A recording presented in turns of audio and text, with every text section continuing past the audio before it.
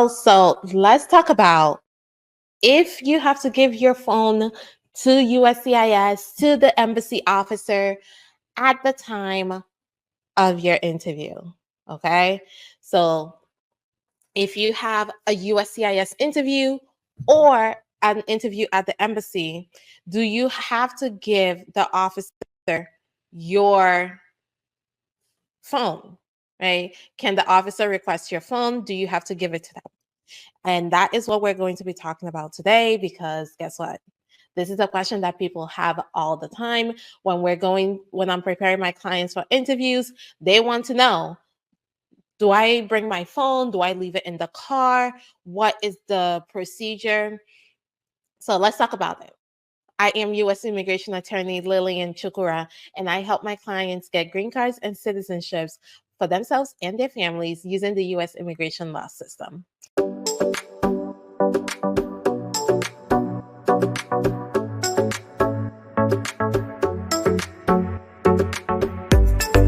So you have a USCIS interview, you have an interview at the embassy, and you want to know, do I bring my phone? Do I not bring my phone? Typically, I tell my clients, you can bring your phone, but just know that the officer may choose to ask you to see the phone, okay? The officer can ask to see your phone, okay? They can ask you. You can then respond yes or no. And depending on your response and what's on your phone, the officer can make a decision. Okay. So let's start with what situations would lead the officer to asking for your phone, because that's really key here, because it's not every single interview, it's not every single situation leads to an officer being like, okay, let me see your phone. Right. I've been to, at this point, shoot, almost 100 or more interviews, and the officer has only asked for a phone one time, right? Has only asked my client to see their phone one time. So it's really important that you know that this is not a typical practice, right? This is not something that they do all the time. It's just dependent on the situation, because there's situations where it's like, yeah, I need to see the phone, right? So let's talk about that. If you go to your interview, and the officer is asking you questions, oh, do you have a bank account together? And you're like, yes, we do. And the officer is like, okay, can I see copies of your statement? You're like, oh, I don't have copies, but I do have the app on my phone. You just opened it up to the for the officer to ask you now, can I see your phone? Right? Because at first the officer is just asking you, do you have a joint bank account? But by you saying, yes, I do, and it's on my phone, now the officer can ask you, oh, can I see your phone so that I can, can you go on the app on your phone so that I can see? And then it's up to you to say yes or no. But just know, most of the time in those situations, if you say no, the officer is going to look at that negatively. It's not fair, but that's just what it is. Okay. If you're saying that you have specific evidence of your relationship in your phone, and the officer asks you to show them that specific evidence of your relationship, and you're not willing to show it, it is going to raise red flags for the officer, because they're going to wonder, is it that it doesn't actually exist and you are just telling them that it's on your phone so that they don't have to ask you for it. So it's really important that as you go into your interview, that you're prepared to answer certain questions and understand fully well that your answers have consequences, right? Your actions during the interview, whatever you're telling the officer, they can use that against you. The second you walk into the room, the second the officer calls you and you are walking in with him or her, you're being interviewed. Okay. Yes, they don't really start asking questions until you're sworn in, but they're watching everything. Even before you're called in, let's say you're doing a marriage-based application and you come in with your spouse, you two are sitting down. they be paying attention, right? They pay attention to who's in the room, how they're behaving, all of those things. So it's really important that you make sure that as you're going through your interview preparation, that you're thinking about all of these things. So first question I get, can the officer ask for the phone? Yes, if it is relevant, right? If you bring up something that makes the officer want to see the phone or have to see the phone, then it's relevant.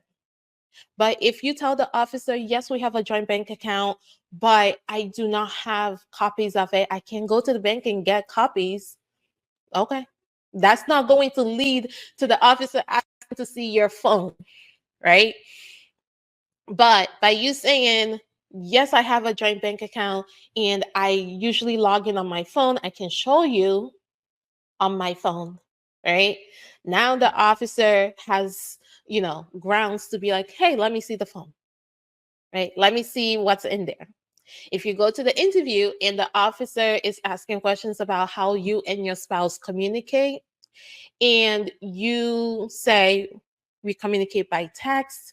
Mostly, we don't really call each other that much, but text, we do a lot of texting. And the officer says, can I see, do you have printouts of your text? And you say no.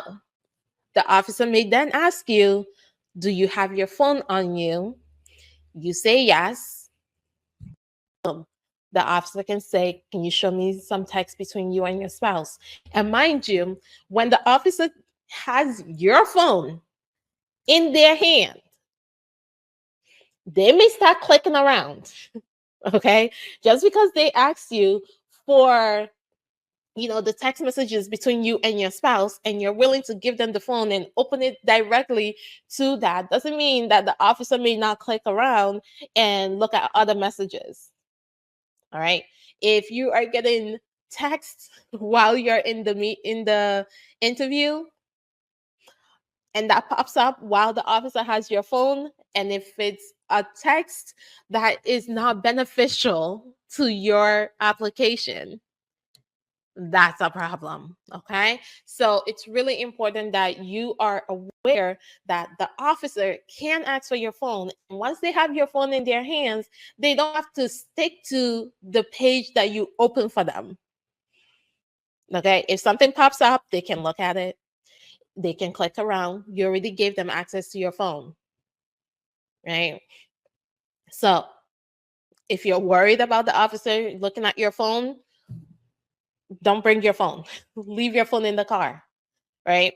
Um, like I said before, refusing to show the phone, dependent on the situation, right? There's situations where it's like, it's, I would argue with the officer about seeing the phone. However, there's certain situations where it is relevant. And when you block an avenue for the officer to get relevant information, that can lead to the officer making a decision in your case that is not beneficial to you. So what I tell my clients is, if you know you communicate by text, right? If you know you have pictures on your phone of relevant things, like, oh, we went on a trip and we took a lot of pictures, print it out. Oh, we text a lot, print it out. Because once you have it in your hand, right? Once you have a physical copy of what's in your phone that you would want the officer to see, then you present. Typically, this is not a problem, but people do have privacy issues, and you don't want that violated. Another thing that typically comes up is if the officer is looking at your phone and they see, things that make them question your admissibility. For example, if there's text on your phone talking about, oh, when can I drop off this, weed to you, right? Now the officer is going to question whether you have partaked in marijuana. And if you have, that is an inadmissibility issue. Okay? So that means you have had possession at some point. And some officers can use that against you. So it's really important that you know this. Okay? Now, what I tell my clients, like I said, print out whatever you think it's in the phone that you may want to show the officer. So if you have pictures, if you have text messages, if you have emails that may be relevant, bank statements, if you only access your bank through your phone, most banks have a link in there where you can download the statements and print them out. So it's really, in most situations, an officer will not have a reason to look at your phone. However, if you're not prepared with those evidence and you're telling the officer, my phone, my phone, my phone, the officer may eventually call you on it and say, let me see the phone. So be aware of that. And the reason I'm doing this video on this particular topic is because someone was recently asking me about it as we were preparing for their interview. They're like, should I bring my phone? Should I not bring my phone? Like, you can bring your phone. You can leave it in the car, right? It's really up to you on what you do as far as the phone is concerned. But if you have concerns about privacy, about the officer being able to see things in your phone, I would say leave it in the car, right? Don't bring it with you. But also, if there's nothing in your phone that's, negative for your case, there's no point. You can just bring your phone. Most of my clients bring their phones, and we have not had an issue. So, like I said, in my almost 10 years of doing this, I've only had one situation where an officer asked to see a client's phone. And that was specifically, again, because the client mentioned the phone, right? Mentioned that the information the officer wanted or is asking for is in the phone. So, of course, if you're saying this in the phone, the officer will want to see that. Another place where it can come in is if you're telling the officer, oh, I speak to, my spouse's family, or I speak to this person on a, daily basis. The officer may want to be like, okay, show me, right? If you're speaking to your spouse's family on a daily basis, the officer may ask you to show them proof, right? Let me see your phone. What's their number? And then they can look at the call history right there. So it's really important. That's why I say it's one thing to have your phone or not to have your phone. But the key here is you want to avoid the officer getting to the point where they're asking to see your phone. Okay, you really want to avoid that. So, how do you avoid that? By giving them the information that you want to show them that's in your phone, printing it out. Okay, having physical copies of the things that you want to show them about your relationship or about your case, because that's the only thing that's going to really make sure that that doesn't come up. Because the more you mention that things are on your phone, the more the officer is going to, like, you know what, let me call them on it and let me take a look at their phone. So remember, it is not about, whether you have incriminating things on your phone. It's not about that. The officer is going to click around. And if you're worried about that, leave it in your car. Okay, don't bring it into the interview with you. But on the flip side of that, right, is you not bringing your phone to the interview a red flag for the officer. Does that make sense? I hope that's making sense, because one thing is, yes, you don't have to bring your phone, and the other is, well, most federal buildings allow you to bring your cell phone in, and if you don't bring it in, would the officer think that's a red flag? Especially if you say that you mostly communicate with people through tags, through WhatsApp and things like that. So why wouldn't you have your phone on you if you use your phone all the time? Right? It's really a fine line, and in most situations, for majority of my clients, they're bringing their phone, they're sitting there, they're playing games on their phones, they're texting family, they're doing work for the people that work virtually. They're working while they're waiting for their interview. So it's normal, right? Normal to have your phone. Just know that USCIS can ask you for your phone. The embassy can ask you for your phone.